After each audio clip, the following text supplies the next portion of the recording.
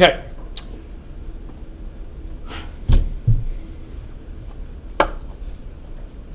Okay.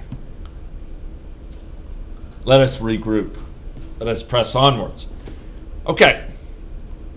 Ladies and gentlemen, we've been running this model in a way that is simple to do, but limited in its insight.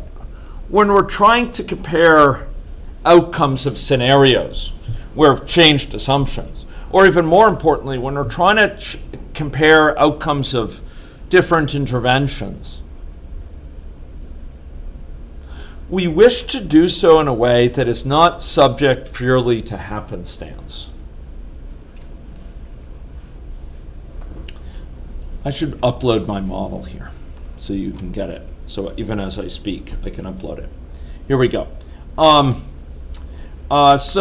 So we'd like our results to not be merely based on chance, not merely based on a fluke that this intervention A appeared better than intervention B, when so many 9 times out of 10 it's the reverse.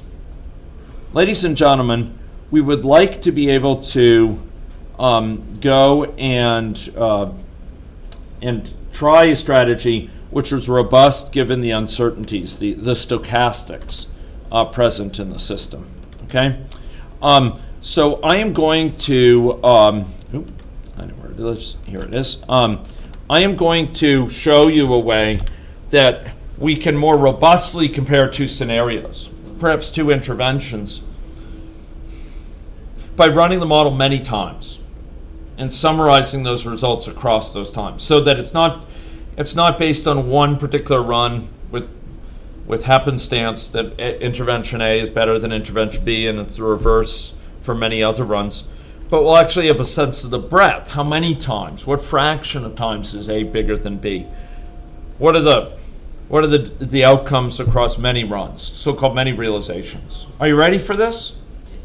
Okay. I hear assent, and I welcome it. Okay. Ladies and gentlemen, I uploaded the model. It's version 12, and I welcome you to download it if you would like to do so. It enjoys Winchillian improvement in the form of limiting those pie charts to the populations of age and those born in the model of significance.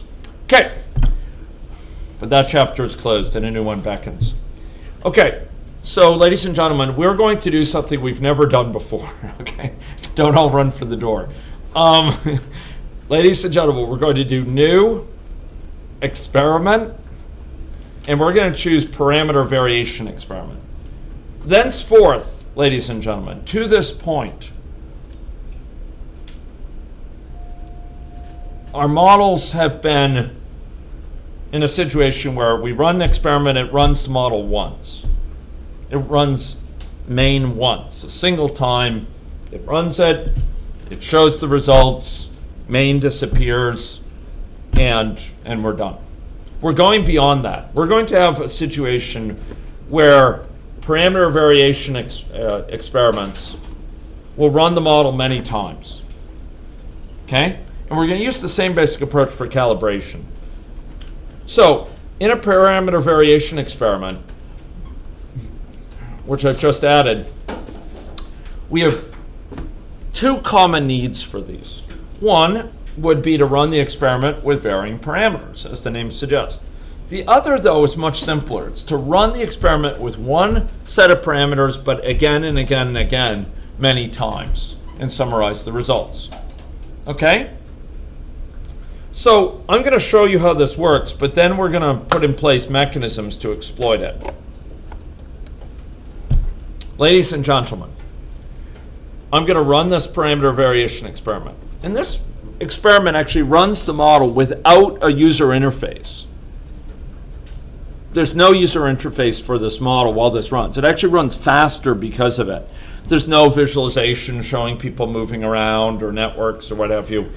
That's left. So ladies and gentlemen, this parameter variation experiment will run this model here, and you'll notice that we can indicate whether we want to run it varied in range or freeform. Okay, I'm going to actually stop this for a second. I said to start it, but we're going to actually change this to freeform. We're going to run it 10 times with the same set of parameters. Are we ready to do that? Okay, it's going to be underwhelming because when we run it here, it's going to run it out. Each time it's going to run it until time, we'll go down to model time 500, okay? And then it will run it again. Now you'll notice it's running, there's actually 4 things down here that indicate model progress. Why 4? Anyone want to hazard a guess? Those more technologically inclined might recognize what's going on. There's actually 4 copies of the model running at the same time on each of what are called my cores. Basically, computers these days typically come with not just one computational unit, but a set of them. 2 and 4 core computers are common. You can go out there and find those who have significantly more. And so this is running the model in parallel at the same time across multiple cores. Okay? And it is doing that to achieve performance advantages. So each of these is run part way here. And I could finish it, but there's going to be limited benefit from this, and my goals lie elsewhere. So I'm going to stop this for a moment. And we are going to go and put in place a mechanism to really make use of this. Okay? You'll notice that when we stop any logic experiments by button here or X, sometimes it pauses for a while. I've been puzzled by that. A much quicker way of doing it is this one up here. It kills it immediately. Okay. Ladies and gentlemen, we can run this experiment many times, but in order to make use of that,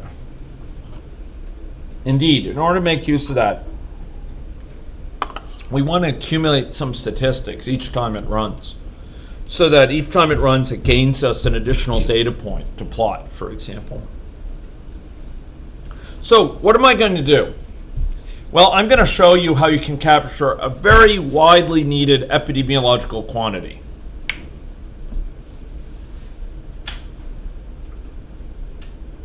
And then we will show how it varies across different runs. Are we ready for this? Okay, so we're going to go to main. We're going to go down main. And we're going to go to population. We're going to calculate a statistic. Thus far, ladies and gentlemen, our statistics have been very rudimentary. They're all been counts. We're going to put in place something that's going to be a familiar quantity to you. It's going to be a prevalence. That is a fractional prevalence. Not a prevalent case count, but a prevalence. So I'll call it fractional prevalence, to be very specific, of smoking.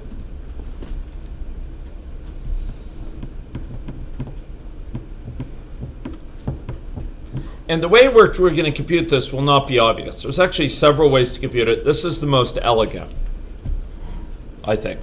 It's not without its blemishes, but it's better, I believe, than the alternatives. We're going to take the average of something. The average that we're going to take will consider each person with the condition, in this case smoking, current smoking, as a 1, and those without the condition as a 0. An average, you may recall, is the same as summing up and then dividing by a total. Okay? The total number of things summed up. And so it is here. This is going to be almost as if we're summing up the number who are current smokers and then dividing by the total number. Okay? So this is going to be an average over this expression. How do we refer to the person? So these statistics go over each person in the population and call them item. How do we refer to that person? As what? Item. We're going to ask item dot is current smoker. And if they... Oh, wait a minute. We can do better than that. Sorry. We can do better than that. What do we already have? We actually have an indicator, don't we? Do we got or not? An indicator? Oh no, it's an in utero exposure indicator. It would be nice if we had a smoking indicator, but we could do without that. Is current smoker? If so, will be 1.0, otherwise 0.0. We're taking the average over it, which is the same as taking the sum over this divided by the total number of people in the population, which is the fraction of people who are smokers.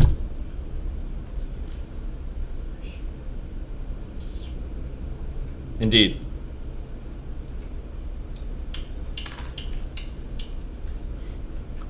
Yeah. Indeed. Yes. It bears some thought. The average of this. Imagine that, ladies and gentlemen, imagine we had a population, half of them, that's a population of 1,000, the first 500 were all smokers. The next 500 were all non-smokers. If we took the average, we labeled those first 500 1, 1, 1, 1, 1, 1, and the next 500 were 0, 0, 0, 0, 0, and we took the average of it, the average would be 0.5. Half are current smokers, half not. So the average is 0.5. If we had 10 people, five of them, ladies and gentlemen, current smokers, we labeled them 1. 1, 1, 1, 1, 1. The others 0, 0, 0, 0, 0. And we took the average of that, we would again get 0.5 because half of them are current smokers. So I would argue the average of this over the entire population, this average which assigns 1 for the current smokers, 0 otherwise, would be the same as the fractional prevalence. Once again, it's the same as adding this up over the population and dividing by the number of people in the population, which is what the fractional prevalence is. Okay, are we ready to go on? Okay, I appreciate your trust. Ladies and gentlemen, great. Now we have our statistic we're going to obtain from this parameter variation experiment. It doesn't have to be any sort of special statistic. I've just added one there. Okay, parameter variation experiment is going to run the model many times. We're going to set it to run it, for simplicity, to only 100 years. 100, ladies and gentlemen. Indeed, 100.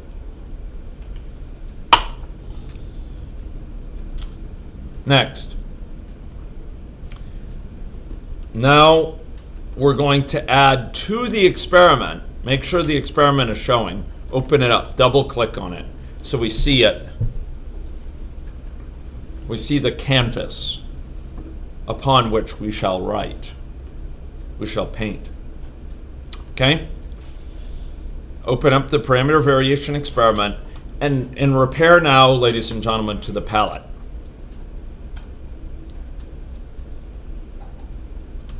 Specifically, please go to the analysis component of the palette.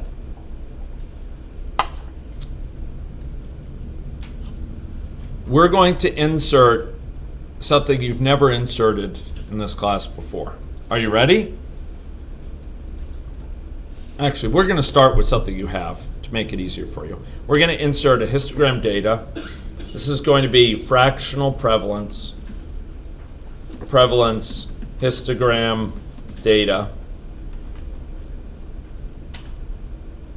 I'm tempted to call it something a little bit better, more descriptive.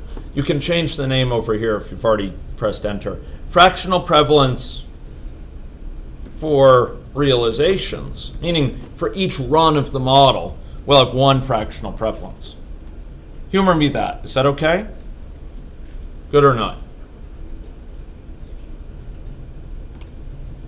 I'll take that as good. Ladies and gentlemen, so this is a familiar quantity. The fractional prevalence, this histogram data. We've done it before. Remember when we divided people up by maternal age, that sort of thing. Next, we'll put into place what accompanies a histogram data object. A what? Histogram.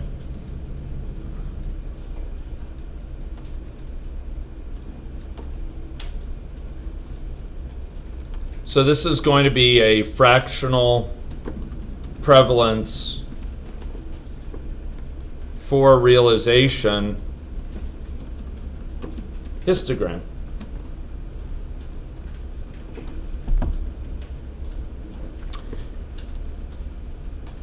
There we are. Good? Good. Ladies and gentlemen. Next, we will add the histogram data. And this is going to be fractional prevalence.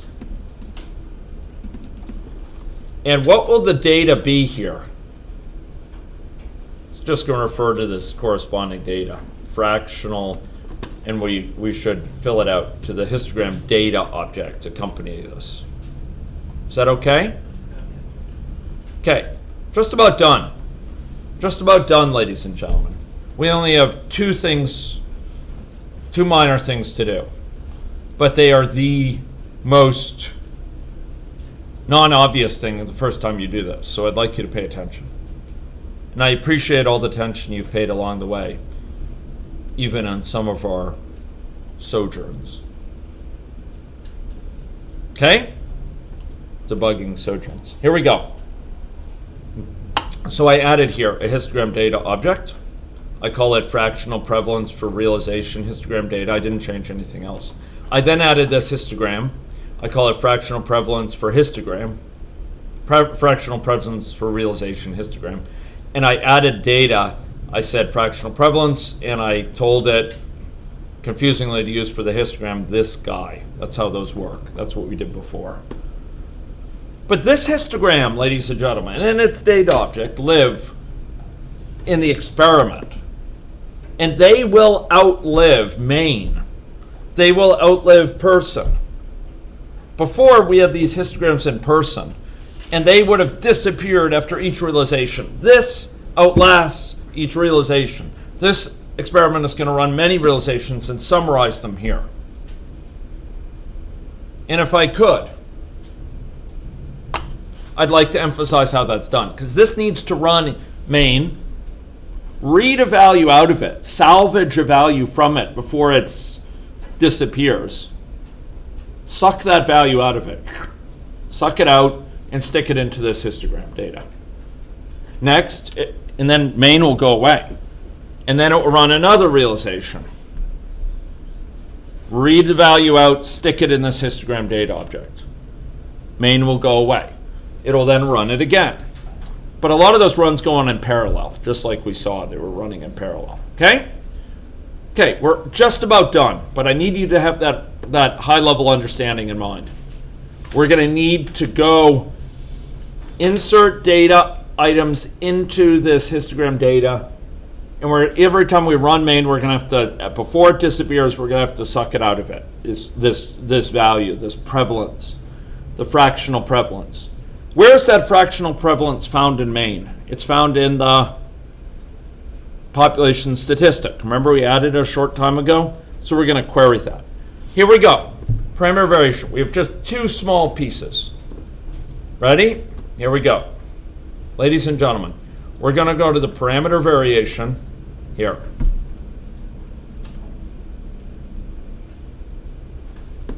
Next, we will go down to where it says Java Actions.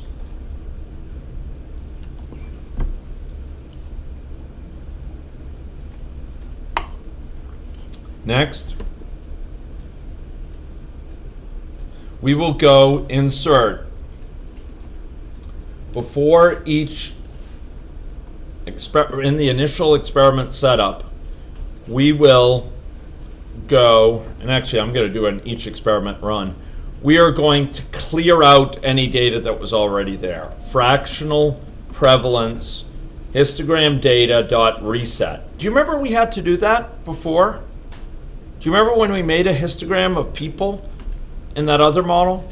We had to, of their characteristics, we had to clear it. If you don't remember, let me quickly show you. You don't have to follow me. But this is what I put there. I reset this data, and I'll show you the corresponding item here. We did this. Not 36 hours thence in this very room. Where did we do it? I'm just going to go show it to you. Here we are. Remember this update age distribution histogram? There it is. There's the corresponding thing. Do you see that? That was clear. It was clearing a histogram data, and so we're doing the same thing here. We're just getting rid of any data that's there from a previous run of the experiment. Okay? So there we go. Where is this? Wherein does this live before each experiment run under Java Actions? We have just one more line to put in. One more line, ladies and gentlemen, to rule them all. The core line, the most essential line, the line perhaps that is the most perplexing for someone learning to use this for the first time. Ladies and gentlemen, after each simulation run, we're going to do something. What are we going to do? Can anyone tell me? We've run the simulation. What do we have to do before it disappears? Yeah, we have to, exactly. We have to get the data item out of there and we have to stick it in our histogram data. Stick it, ladies and gentlemen, right there, okay, in the histogram data object. Here we go. Ready? To this data object, we're going to add what thing? We're going to add the fractional prevalence in main. And how do we refer to main? Well, we refer to it in a way that is uniquely drawn from computer science. Its name is root.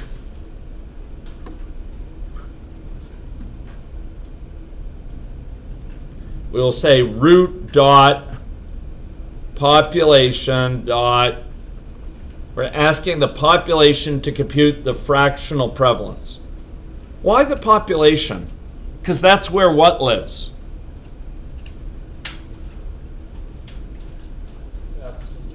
That's where our statistic lived.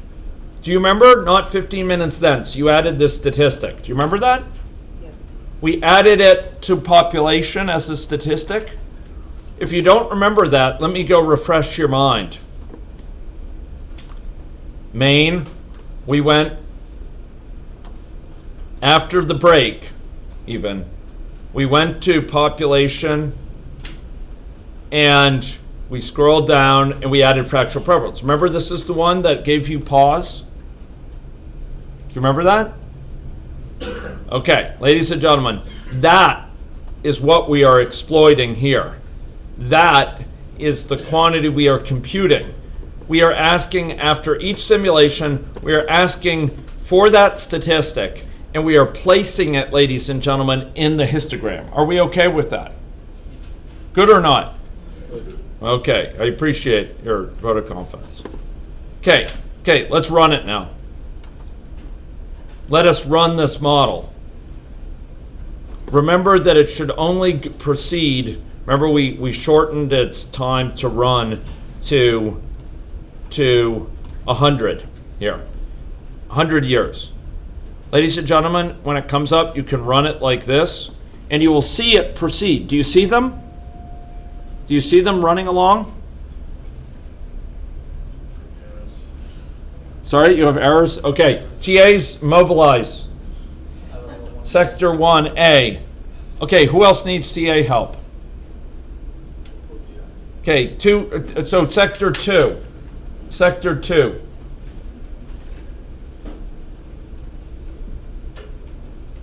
Sector 2. Who else needs help? Annie? Okay. Sector 3. We require a full court press. Okay, ladies and gentlemen, this is running.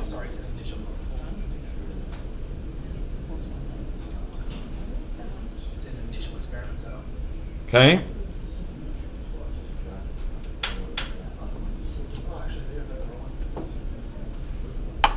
So it's running along.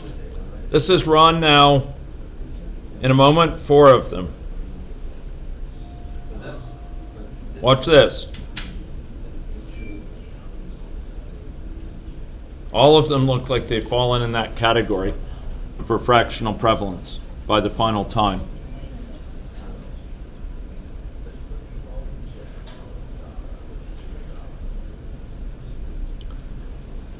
Ladies and gentlemen, there's an ugly truth that's been betrayed. For those waiting for the completion, your wait will yield only disappointment. Because I neglected, as your leader, to alert you to one ugly change in any logic that occurred in a more recent version. It is a change that defies my sense of common sense, but it's a change within which we must live. Okay? Ladies and gentlemen, it is running this. Do you notice the variability in results? The variability is not evident. And I will disappoint you further by saying if we keep on running it, it will not become evident. Because there is no variability. What does this suggest? Why might there not be variability between runs? Because they are all run with the same, what? Random seed, ladies and gentlemen. So all we have to do, that's the bad news. The bad news is I've let you down. The good news, ladies and gentlemen, is that the answer is simple, and it's not to get rid of me.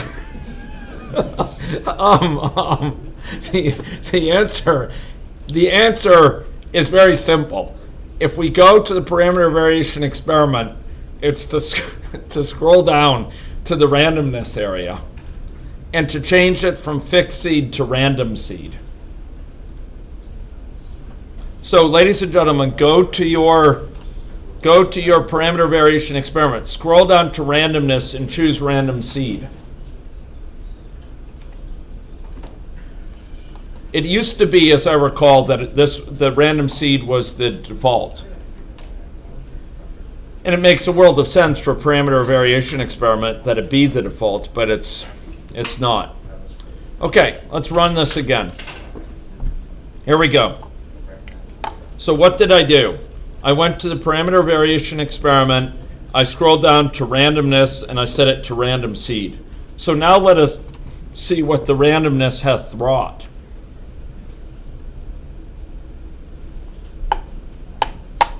Ladies and gentlemen, we're running it 4 in parallel. Okay?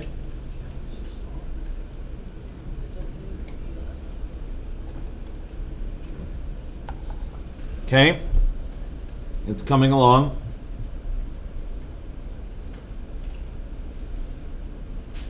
They're creeping towards the end of the 100 years. And as soon as they're finished, they'll be plotted.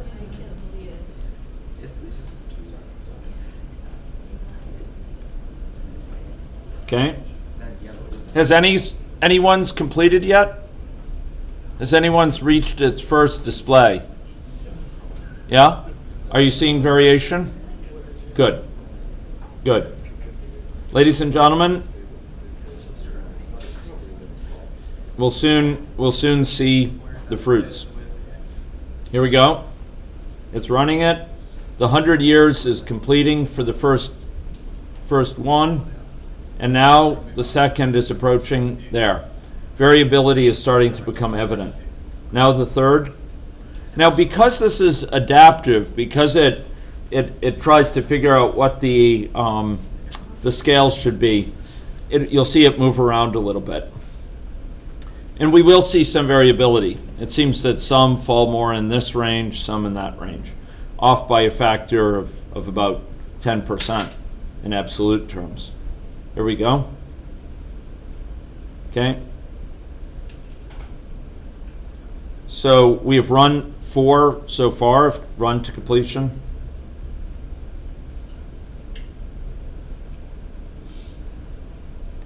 And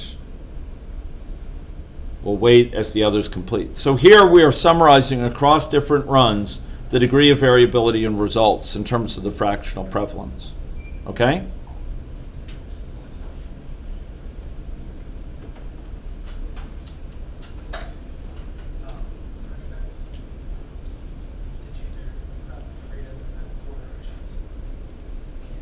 Okay. Okay, so with the smell of success in hand, we're going to start contemplating the next step. Ladies and gentlemen, I would like to summarize not just what this value is at the end. A TA help? Not simply what this value is at the end. I would like to summarize what this value is along the way as well. Okay? What is it at different points in time? And I'll show you how to do that. Okay? Okay, we have 3 more to go here, and we'll get a summary. So what this is saying is thus far it's very likely to fall in this range. There's some degree of variability, some simulations where the fractional prevalence is smaller. We could run this same sort of scenario for different assumptions about parameter values, some of which imply interventions, for example. Here we go. Okay, we have 2 more here, and then we'll proceed to this next step, plotting it over time in a way that's that allows us to summarize the results of multiple runs. There we go, ladies and gentlemen. So this is our results. We see some variation. Now we can do copy all if you wish, and we could copy into a spreadsheet. You'll notice that it's fairly coarse-grained. We could, if we wanted to, go to this parameter variation experiment and we could tell it, okay, let's make it a fixed size of seed, and we could make it, for example, a difference of 0.05, okay, or 0.025. And here, oh my gosh, I just closed it by accident. Okay. If we were to do that, we could see a finer grained depiction of these differences. But for now, ladies and gentlemen, I'm going to upload this to you if anyone needs it. And we're going to proceed with the final component of the summary. Okay, so version 13 is now up on the site if you want to partake of it. Okay. So, ladies and gentlemen, we are going to add, question. So what this is summarizing is variability between different runs due to stochastics. Most of the runs lay in a certain area, and a small number lay in a different area. So it's summarizing in the form of a histogram. It's a histogram. It's summarizing where did the values lie for the different runs in terms of fractional prevalence. Yeah? Sort of what was the degree of variability in fractional prevalence. So what we saw was that it was limited. While we're adding this new component, I'll run it with these finer bins here. But we'll come back to that in a minute. Okay? Okay, ladies and gentlemen. Next, I'd like to go to parameter variation experiment, and we are going to add something that will summarize the values to see how the fractional prevalence of smoking changes over time, summarizing across many, many different runs. Okay? So here we go. There's going to be several steps to this process. The first is we need a mechanism. So when we were doing this in this last one, we needed a way of calculating the fractional prevalence at the final time. So we went and we added a fractional prevalence calculation to the statistics, and then we called that from the parameter variation experiment. Ladies and gentlemen, now what I'd like to do is to in fact calculate it along the way. And I'd like to show you how to do so. So if you go to main, I'd like you to go to main, and here we go. Okay, now I'm getting a waiter. I'd like you to go to main, and in main, we're going to add something from the analysis palette. Okay, this is going to be version 14. We're going to add something from the analysis palette. Okay, so here we're going to go to main, and from the analysis palette, we are going to add in a item which we haven't really used before. We've used variants of it. It's called a data set. Actually, we did add it before when we created a histogram. It's going to be a data set. This is going to be called fractional prevalence data set. Okay? Fractional prevalence data set. Okay. Fractional, oops, sorry. The label, the name is going to be fractional prevalence data set. Now, data sets are used to summarize values over time by default. So we're going to leave check time as a horizontal value. This stands in contrast to how we used it earlier when we were using it for a scatter plot. It was actually a scatter plot where we had x and y values in it. Here we're going to use time as the horizontal axis value. Okay? So we do want to leave this checked. So all we're going to specify is what to fill in. Okay? And here for the vertical axis value, what I'm going to specify here is population dot fractional prevalence. Begin paren, end paren. We're going to be asking what is the fractional prevalence, and we're going to update this automatically every 1 year. And we'll keep up to 1,000 latest samples. So every year, it's going to be inquiring for the fractional prevalence. Okay? Are we okay with that? Okay, good. Incidentally, this is a finer grained depiction of what's going on. You could start to see the histogram drawn out in a more fulsome way because I narrowed the bins here to capture some additional variation. You could see where different runs have lain in terms of their fractional prevalence that came out of them. Okay? Ladies and gentlemen, this is across realizations, but now, instead of summarizing, this is just the value of fractional prevalence at the end, we're going to summarize it all along the way. So this fractional prevalence data set is going to summarize this, okay? And what I'd invite you to do, just so you could see the results of this, is I'd actually invite you to run this model using the baseline scenario. And we're going to actually make sure that it's accumulating properly. So here we're going to do population 100 baseline.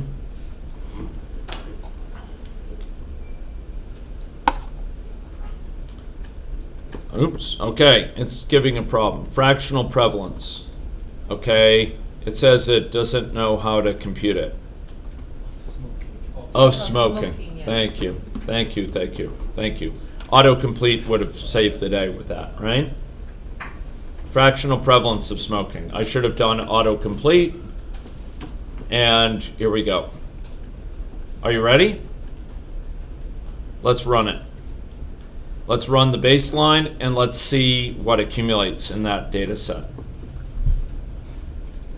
Ladies and gentlemen, here we go.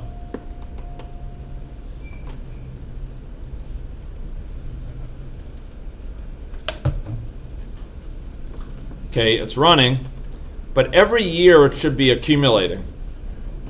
So we should be able to go, and unfortunately it's buried down here, but here are the values that it's kept. This reports the fractional prevalence of smoking. We can even graph them. How did I graph them? I went up to here, in the upper right, there's a little graph, and I could graph it out. This is the fractional prevalence of smoking over time. Do you see that? Okay, so we're accumulating this. Ladies and gentlemen, what we're going to do next is we are going to, every time the simulation finishes, we're going to read this out and store it in a data set that summarizes the results across realizations. It's going to be a so-called two-dimensional histogram. And I'll see if I can summarize what that means. Okay, so where is this two-dimensional histogram going to live? It'll live in parameter variation. Ladies and gentlemen, two-parameter variation, we're going to add two things. Number one, we're going to add a histogram 2D data object and a histogram 2D. Just like histograms, regular histograms, they come in pairs. You add a data object and then the histogram itself. So I just dragged in histogram 2D data, and this is going to be called fractional prevalence histogram 2D data.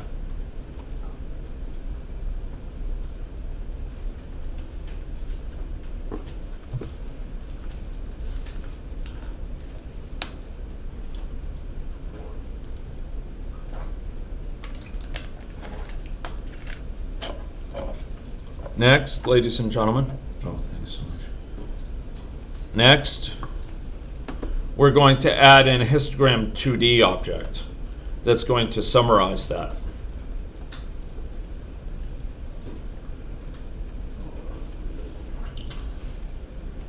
And this is going to be called a fractional prevalence histogram 2D. Just leave out the data.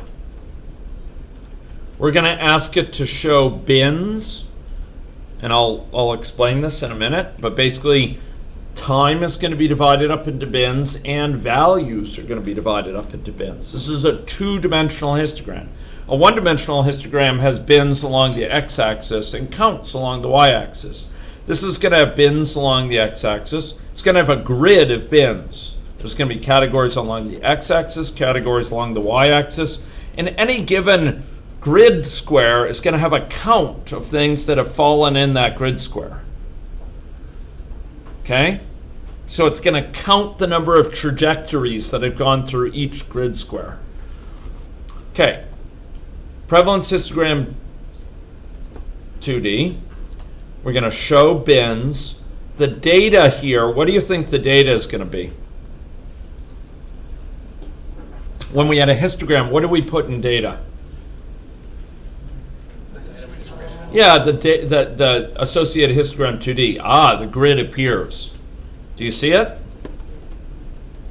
Okay, ladies and gentlemen. So this is going to be fractional prevalence.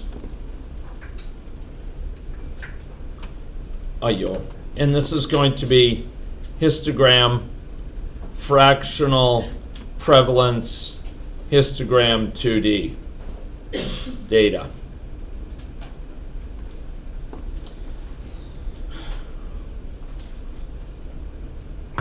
Ladies and gentlemen, this guy is going to refer to this one just as a histogram referred to its data object, so it is with this histogram 2D that it refers to its histogram 2D data. Are you comfortable with that? Great. Ladies and gentlemen. Ladies and gentlemen. Next, we're going to go to the histogram 2D, and we are going to data, the histogram 2D data, and we're going to set up the parameters that specify the grid over which the values will be accumulated. This grid of bins to count things. So along the x-axis, I would like to suggest 100 bins. Along the y, ladies and gentlemen, I'm going to suggest 50 bins. That means the y values, which are going to correspond here to values of the fractional prevalence, are going to be divided up to 50, between 0 and 1, so each will be 0.02 in height. Time will be divided up into 100 bins. We're running for 100 years, so each will correspond to 1 year. Okay? And for each of those grid cells within the induced grid, we're going to have a count of trajectories that in one of the realizations pass through there. At least one of the realizations. How many trajectories, how many different realizations had a trajectory that passed through there? Can I put it that way? And so if it's darker, it's going to mean there's more trajectories going through that area than another area. Are we ready for this? Okay, ladies and gentlemen, we still have to do the two things we did earlier in the parameter variation experiment. What did we do earlier down here? Well, we cleared the histogram, so we're going to do the same thing here. Fractional prevalence histogram 2D data dot, guess what? Reset.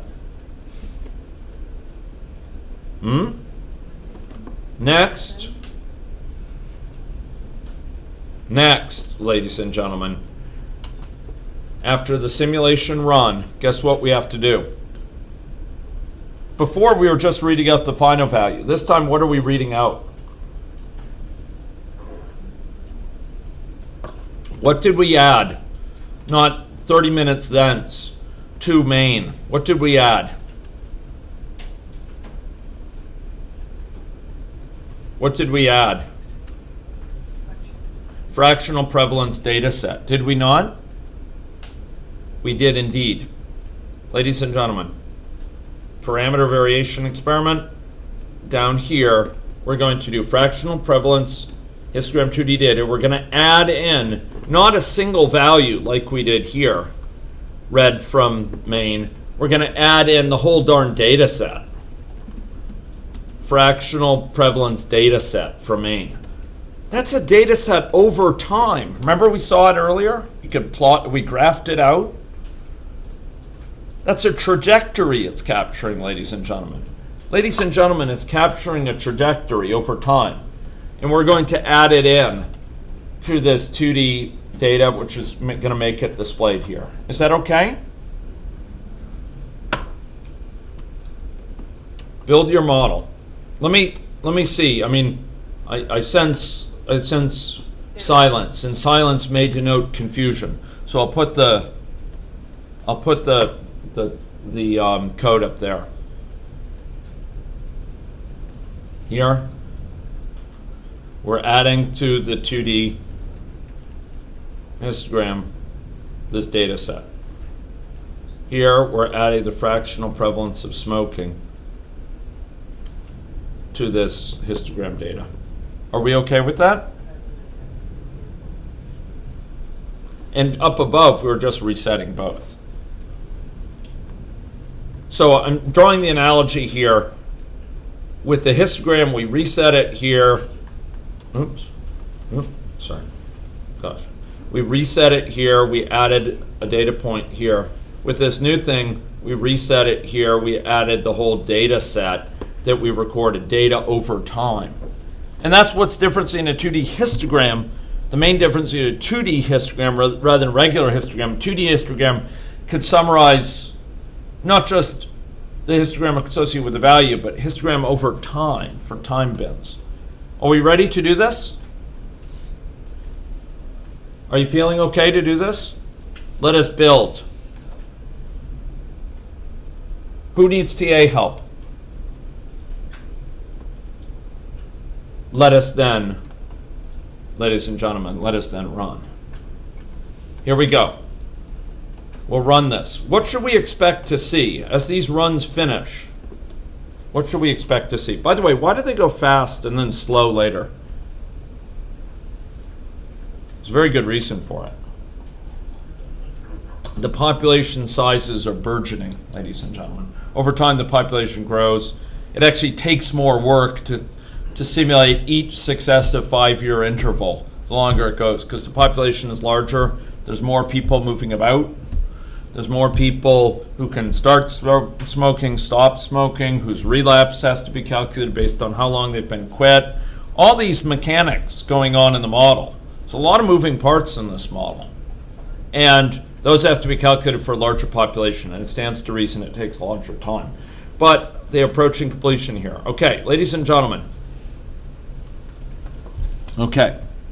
I see something that is about which I lack reassurance. Okay, here we go. Okay, there's something wrong here, and I think I know what the problem is, but here we go. I need Winchillian attention as well. Ladies and gentlemen, you notice something wrong? What's wrong with this label? Let's think about what this is plotting. This is plotting what against what? Well, the y-axis is fractional prevalence, so 0 to 1 makes sense. But the x-axis, what is this? Time. And it shouldn't be going 0 to 1. Not at all. Ladies and gentlemen, not at all. So let's go to our 2D data object here. And you'll notice that I failed you once again. So in the 2D data object, ladies and gentlemen, in the x-axis range, I had negligently left it as 0 to 1. It should be 0 to 100. Do you see that? Yeah. Okay. My apologies. Please accept my pardon. I'm going to go now rerun it, and I retain conviction that this time the results will be more salubrious.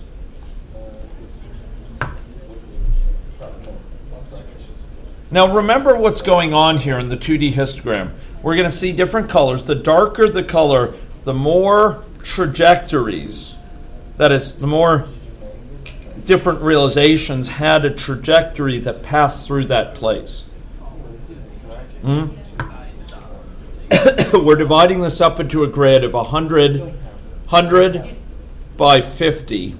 In each of those places, we're counting the number of times a trajectory went through there when sampled once a year, as I recall. Okay, here we go. We're approaching this time. What should we expect to see along here? Yeah, it should be a trajectory. A trajectory. Okay, who needs TA help? Okay, TA help is needed here as well. Where's Annie? Is she? There you are. Okay. Here, Annie. Right here. There we are. Do you see that?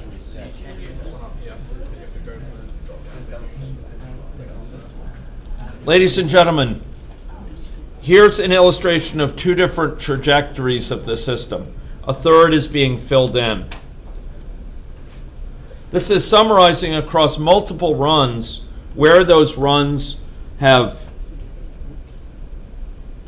lain in terms of their values. You'll notice that ones that have large amounts of overlap they're starting to have darker values. Okay? Here we go. What is this telling us about the realizations run to run? Is there any variability? There's some variability. Are they like night and day to each other? No, there's a lot of regularity. And so it is with these models. This is emergent behavior from the model, but there's often a lot of hidden regularities in it. There's a lot of underlying commonality in what's driving these things, and hence there's a lot of commonalities in terms of what different realizations, the general structure. So broadly speaking, we see kind of a decrease. It comes along and then it rises up here. And clearly, the more that we run, if we were to run not 10, but 100, we'd start to get a better sense of the variability. But, we don't see wild swings, but we do see greater variability, and generally speaking, the variability is somewhat larger later than earlier. At the starting time, it's also sizable. So here it is. It's adding a few more of these, and we'll be done. Ladies and gentlemen, parameter variation experiment. This is a summary of the values at the final time. You can see there's a gap here, reflecting probably this gap there, this or this gap. And here, there's the final trajectory. Like other charts, you can right-click, do copy all. And then you could go here, and we could paste in. This is time here, going to progressively later times. So this is between times 0 and 1, between times 1 and 2, 3 and 4. How many times did it fall within certain ranges? So here, there were 3 times that the value from the simulation from Maine fell between a fractional prevalence of 6% to 8% within time 0 to 1. By contrast, down here, between times 99 and 100, you could see the values were considerably higher prevalence, with the mode of the values between 0.42 and 0.44. Okay, which sort of reflects this here. Okay, help. Is Winchell still around? Or? Yeah. Okay. Okay, ladies and gentlemen.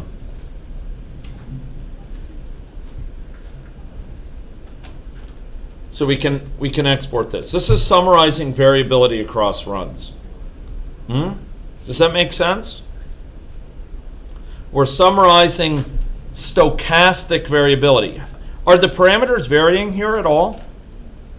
Well, if you go look at the definition of the parameter variation experiment, ladies and gentlemen, they're in fact not varying at all.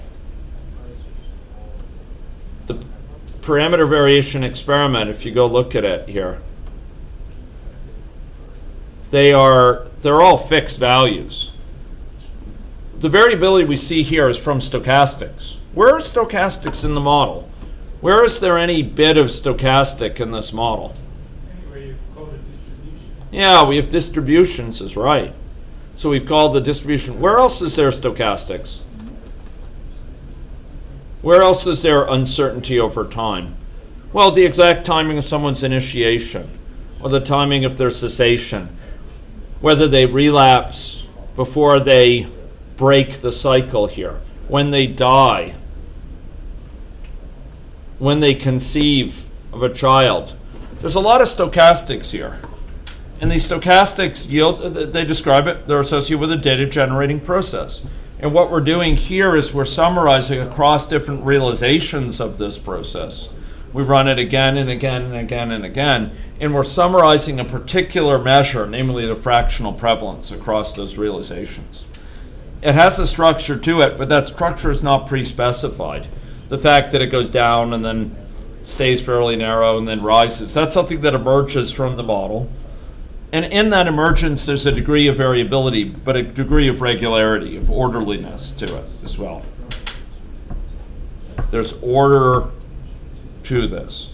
Now, we only ran it for 10 times. We could run it overnight probably, 500 times or something like that very readily, and we'd have a more complete mapping statistically of the degree of variability here. And at any one point, I want to draw your attention in case any of you are having trouble interpreting this. At any one point in this graph, ladies and gentlemen, at any one point in the graph, we could cut this. At time 80, we could cut it and kind of look at what's going on, and we'd see a histogram. At time 80, a certain number of the values fall within, this range or that range or that range or that way.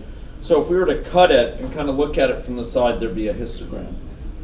The colors, the depth of the colors is an indication of how tall that part of the histogram would be. So this would kind of it'd be 0 for a long time, and then it would go way up. It would go down a little bit, go down to 0, go up a little bit, go way up, down, up, down, and 0 down there. Okay? We had looked at it from the side. So if you consider cutting this, you could consider it a histogram, but it's a histogram 2D. In other words, over time, it's also divided up into bins, and each of those bins has a histogram associated with it for successively later times. Okay? It's a useful measure for characterizing variability due to stochastics. But ladies and gentlemen, as you might have guessed from the name, parameter variation experiments are not limited to summarizing stochastics. Let us now apply ourselves with a minimal of effort in a way that will be rewarded for once by an on-time departure. Let us now examine variability in response to changed parameter values, parameter assumptions. I mentioned earlier that one of the points of discovery about a model in hand consists of the ability to test how sensitive that model is to different parameter assumptions. If it's highly sensitive, we might spend more time structuring detailed representation of that phenomena. If it's very sensitive to a certain parameter, we might try to place a premium on collecting information empirically about a value if it's very sensitive, if the model's projections or the model's recommendations from the intervention perspective are very, very sensitive to a parameter value. We might spend more time collecting it. So ladies and gentlemen, let us copy our parameter variation experiment. Let's do copy parameter variation, and let's go up to the top and let's do paste.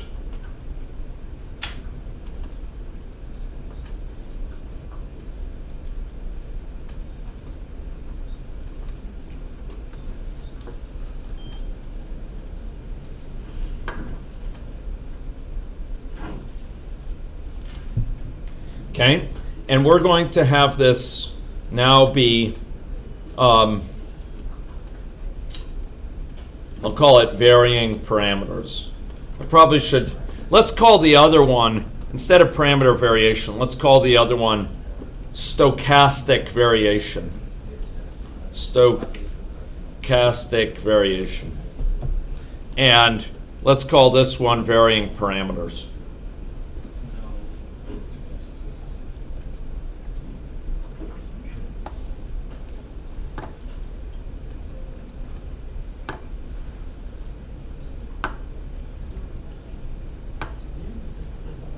Okay, I'm going to sharpen someone's thinking here.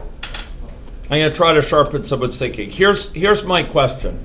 Ladies and gentlemen, with these models, you need to be careful in terms of the experiments that you conduct.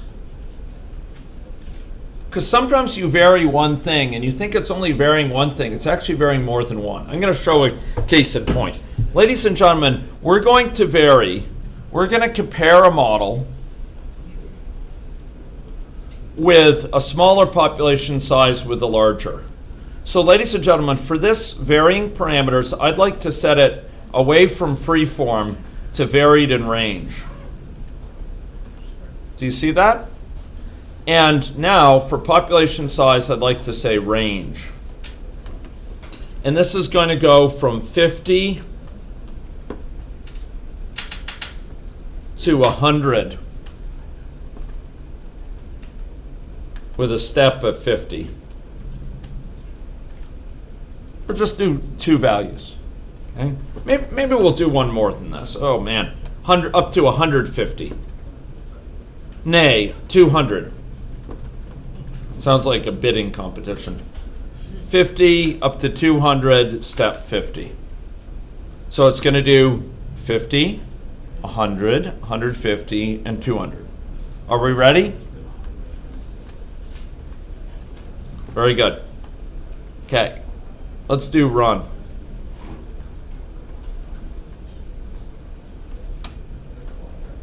So now this is going to run the model with different size, and it's going to take some time to run. 50 is going to be quicker to run.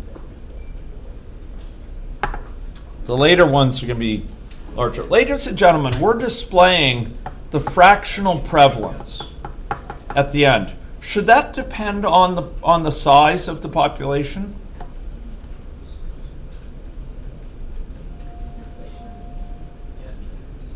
Yes or no, do you think? The fraction of the population that's smoking, should that depend on the size of the population? Yeah? Maybe because of the contagion effects. Ah, okay, I hear some sharp thinking. That's exactly right, this contagion effects. And on via what conduit, via what mechanism do those contagion effects apply? So it's density of people. It's based on density of people. So here, we are varying population size, but more than that, ladies and gentlemen, we're also varying the density of the population. So we might think we're only varying one thing at a time. In fact, we're varying two things at a time. Oh, thank you very much. Thank you. Wow. Thanks a ton. So here we're going from a fractional prevalence down here of 0.4 to a higher fractional prevalence. And if we went and investigated, I think we would find that the higher fractional prevalence would be associated with a denser population. So it's not true that fractional prevalence itself is independent as a statistic of size, so it's of unit dimension, etc. So therefore it is here. No, in fact we're adjusting the density as well as the population size. So that's actually it's a point, but it's not a major one I want to make. Let's bring this back to a fixed value of 100. Let's now vary something different. Let's go and vary one of these parameters, if we may. Let's vary the immigration rate. We could. We could vary, for cumulative time smoked. We could vary that over a certain range. Or we could vary the initiation beta for SES, or counter-smoking connections. Let's vary one of these over a defined range, say 10% less than its current value or 10% greater. Let's do in utero exposure to smoking. Let's try that versus so here initiation hazard for in utero exposure, we'll vary that compared to the one for contagion effects. So let's try this. We'll vary this over a range. Its natural value is 1.0, and by default, it's kind of, I shouldn't say natural value, its baseline value is 1.0. So we'll vary from 10% less than that to 10% greater than that. So from 0.9 to 1.1, we'll vary it by 0.02.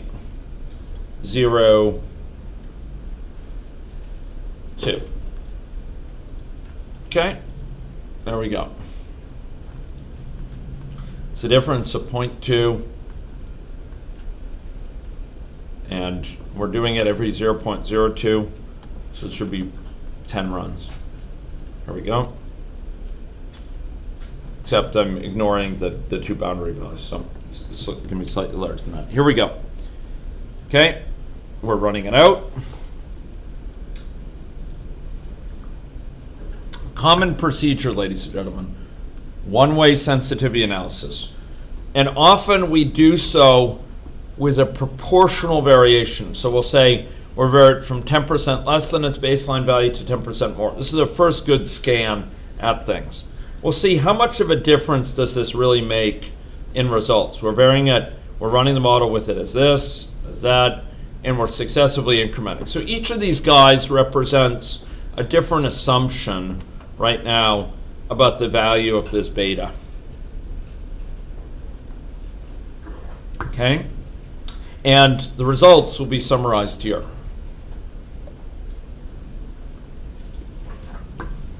Okay. So the first results will be in just a moment. Now, you'll notice that we could set multiple of these to vary at a given time. We could do a multi-way sensitivity analysis. We could also, it turns out, do a free form, and we could draw this value from a distribution. Draw it from a beta distribution, or draw it from a normal distribution, and see how that changes it. Okay. Here we go. So we're running it, and got 3 runs in. From this, we could go and deduce some aspects. For example, we could look at the empirical sample standard deviation here, secured, associated with this histogram. You'll notice for the histogram here, it actually specifies a count, a mean, a max. This deviation is specifying, I thought, the standard deviation, but I need to confirm that. In any case, we have these values, and we can compute the standard deviation readily from this. We have the bins. Here we go. Okay. So we've done 4 thus far. This will complete 8 once these are done.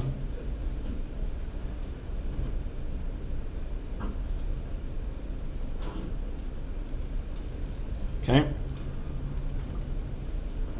Here we're getting some repeat values.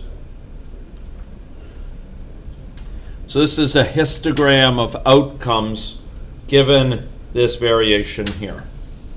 Now, another thing I'd like to draw your attention to while this runs is the fact that you may be wondering, well, for each value of this parameter, it's running at once.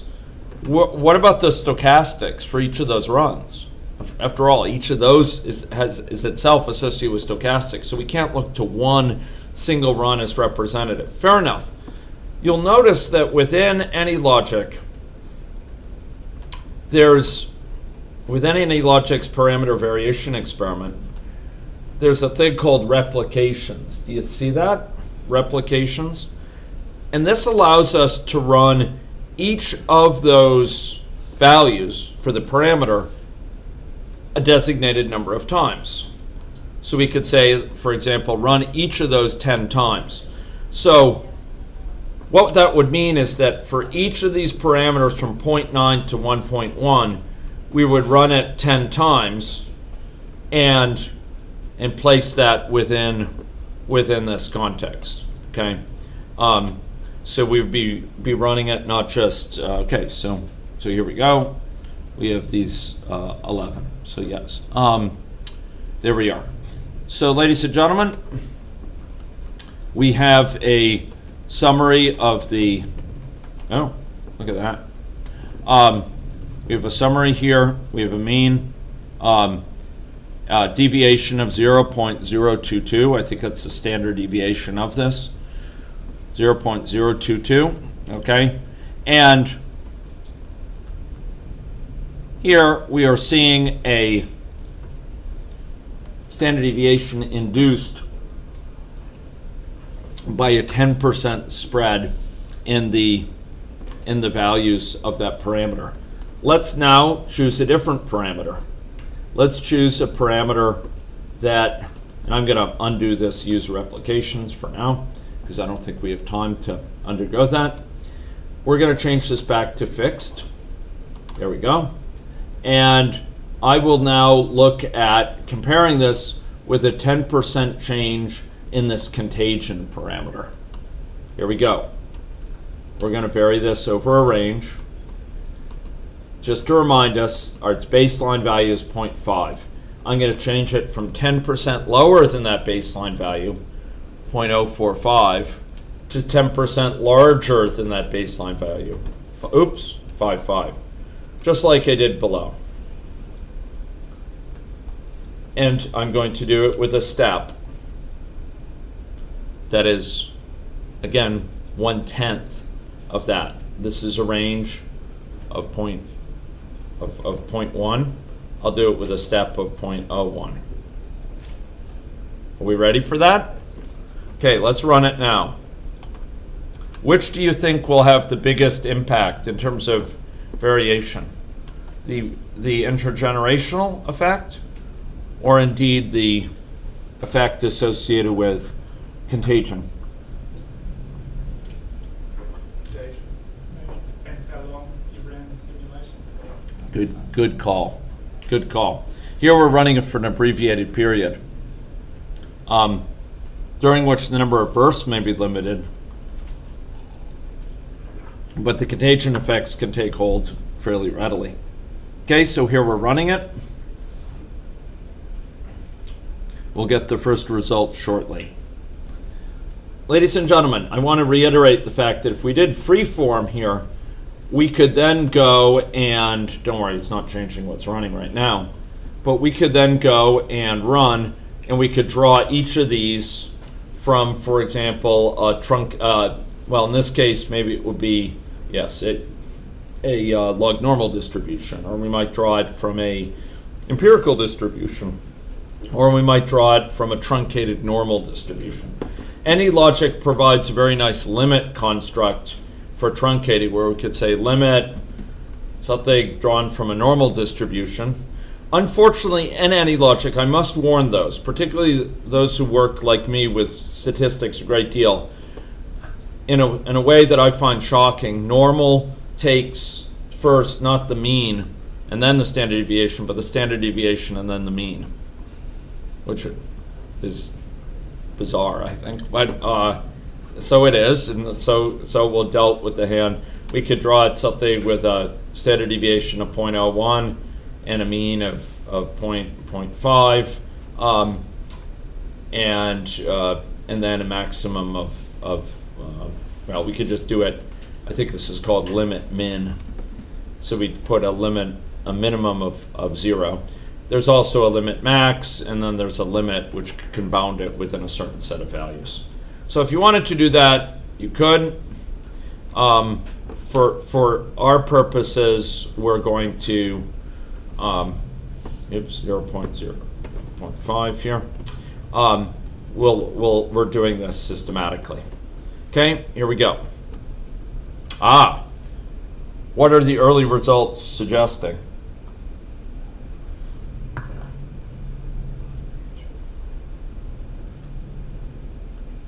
How much variation compared to what we saw earlier? Quite a bit more variation. Quite a bit more variation. Here we go. We're about to get a bunch more finished. These are the different cores just finishing up. Here we go. So some quite small, some quite large compared to the other value. The other value had a fairly confined deviation. This is larger. Okay? I should note the latest version of AnyLogic, currently in beta, version 8. Winchell can talk about this a little bit. He's looked at it some. It has the ability to run these simulations in the cloud, which means that they're not dependent on your particular computer. You could run in a large number of computers simultaneously, running different realizations or different values of parameters in a way that would allow you to do a bunch of runs in parallel, maybe hundreds instead of 4 at a time, for example, and summarize those results. Winchell can tell you more about it. Here we go. Here's a deviation not of 0.022, 0.066. 3 times larger in its sensitivity, ladies and gentlemen. We have a mean that's similar, but a minimum and a maximum span that are quite large compared to what we got. So for a 10% variation, ladies and gentlemen, in the contagion effect, we see a significantly larger impact on fractional prevalence than we did with a 10% variation associated with the in utero exposure effect. There can be significant differences in the sensitivities of different values. Now, both of these I'd consider fairly sensitive. There are no shortage of cases where you'll actually see minimal sensitivity to certain parameters. in which case you can start to ask, do you need to really put all that much effort into a more detailed examination of those? Once again, we can copy this and we can paste it. We'll be looking tomorrow at ways we can do that automatically. Export this data very straightforwardly to an external sheet. And Winchell, in fact, in yonder corner, will be demoing by Friday, certainly, a little tool that he created to automatically do exports to R of data from AnyLogic models. So you can get that data into R in a way that would support finer analysis, better, a larger, more fulsome access to set of graphs, etc. The final comments. So we're big R users ourselves, ladies and gentlemen. I'll simply close by remarking, I don't expect that we should wait. We've examined these separately, but there may be some interaction effects between them. So, if we wanted to, we could in fact run both ranges at the same time. But this would involve significantly more horsepower. It would be 11 times 11, 121 different combinations. In so doing, it will be capturing variability that may be more than additive associated with that. I'll start this now. I'll record it, and I will post it even as you enjoy your returns home into your hotel rooms. Okay. But parameter variation experiment AnyLogic is a straightforward enterprise. We often will carry it out both with respect to stochastics, as we did here, without varying any parameters. This one up here, stochastic variation. In this case, we didn't vary any parameters. We simply ran it a specified number of times and examined the variability and the results using a 2D histogram and a histogram. We can also do it in a way that varies parameters one way at a time or two ways at a time, or more than that. We can do so with grid values, or we can do so in what's called the Monte Carlo sensitivity analysis by drawing the values from a distribution for each parameter. We could do so with each parameter in isolation, or do so with drawing multiple ones of them from some values. If you wish to do covariance experiments where you draw values together so that they are covarying in some way, you can readily do it. Winchell could talk with you about ways of accomplishing this, but fundamentally you have another parameter that varies as an integer, say from 0 to 100, and for each value of the integer you look up in a table, what value should I use for these parameters? And that can capture covariation. Or for those who are familiar with the term, you could use a Latin hypercube or an orthogonal array to kind of systematically sample so that each parameter has each range of possible values, or each possible value of that parameter for a discrete parameter sampled systematically. It's guaranteed to have at least one case where each value is used, or each range of values. You can do that in a general way by having an integer parameter that does vary and looking up in some array, looking up in some table. Okay? A quite general mechanism, a way that for each of those varied values allows us to examine multiple replications, running the model many times to capture stochastics, but be sure to do so with random seeds if you are hoping to capture that stochastic. Ladies and gentlemen, it's been my pleasure to be with you today. I appreciate once again, and especially keenly, your patience, particularly as I pursued my quarry with the bug that ultimately lay not in the model that you created, but in my head. But I hope you take it as an illustration of how models can help us check our thinking, help us sharpen our thinking, help us root out cherished misconceptions, and help us learn to think in a more savvy way. So, thank you very much. We break 3 minutes early. I appreciate your patience. I'll look forward to seeing you tomorrow, and to posting these results. Thanks very much. Oh, thanks. I have to have a meeting tomorrow until lunchtime. What are Okay. you going to cover tomorrow? Calibration. Okay. We'll start. So, would you prefer we leave that till later? What else are you going to cover? We'll start to cover some state space methods to visualize state space tomorrow.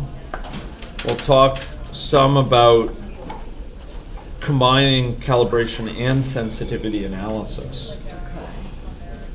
We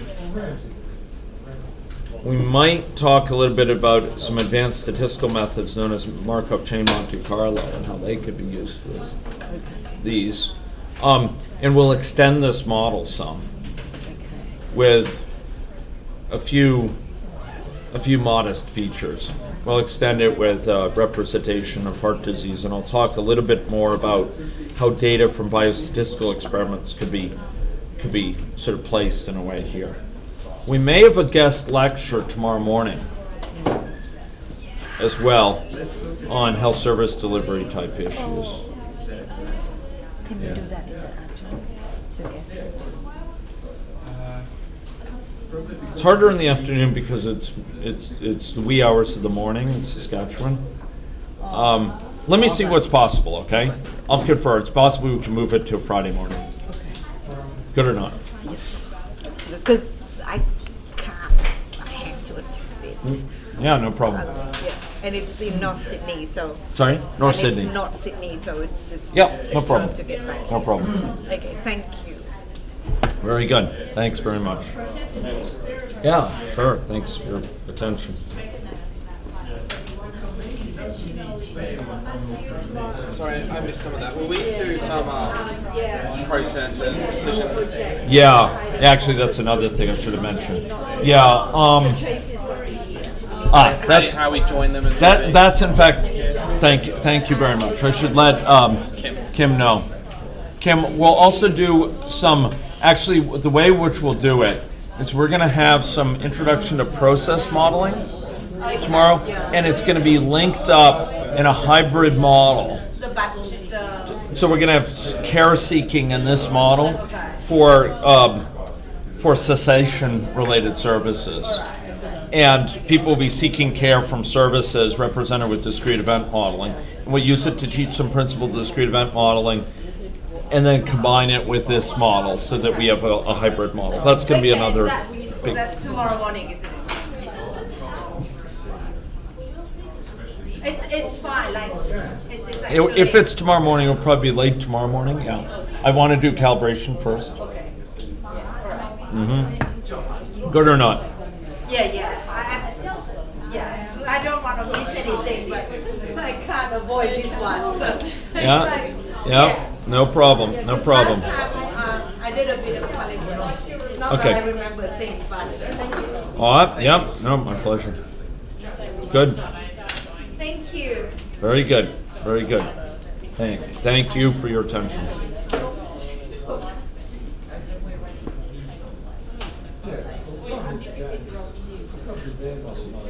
I should have another question, which is pretty much Yeah? more or less for me to sort of plan ahead. Yeah. So usually from your experience, it would be like actually really effective to come. Okay, so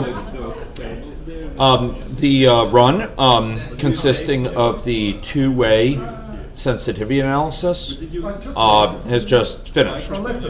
This two-way sensitivity analysis, one may recall, included varying initiation hazard beta for in utero exposure, so a measure of how sensitive the model is to the particular values assumed for the impact of in utero exposure, plus also varying the beta for contagion effects associated with smoking, effects that enhance the risk of initiation based on other individuals around the index individual who are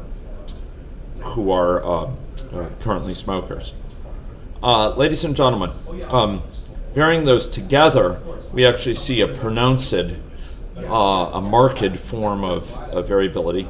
We have 11 possible values of each, and therefore there's 121 overall values. This provides an indication in the histogram. Here's a picture of the values themselves. More than that, we'll see here a degree of variability, a deviation of 0.065. Interestingly, just a wee bit short of the variability seen when we had just one. Interesting. We also see a pronounced sort of shaping associated with those distributions.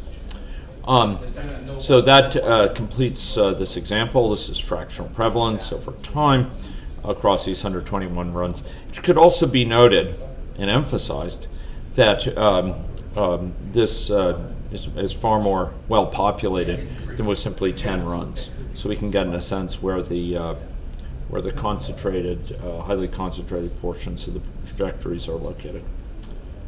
Thank you very much, everyone, for listening to this. I hope this example has been of interest, and I'll look forward to seeing you in future sessions. Bye-bye.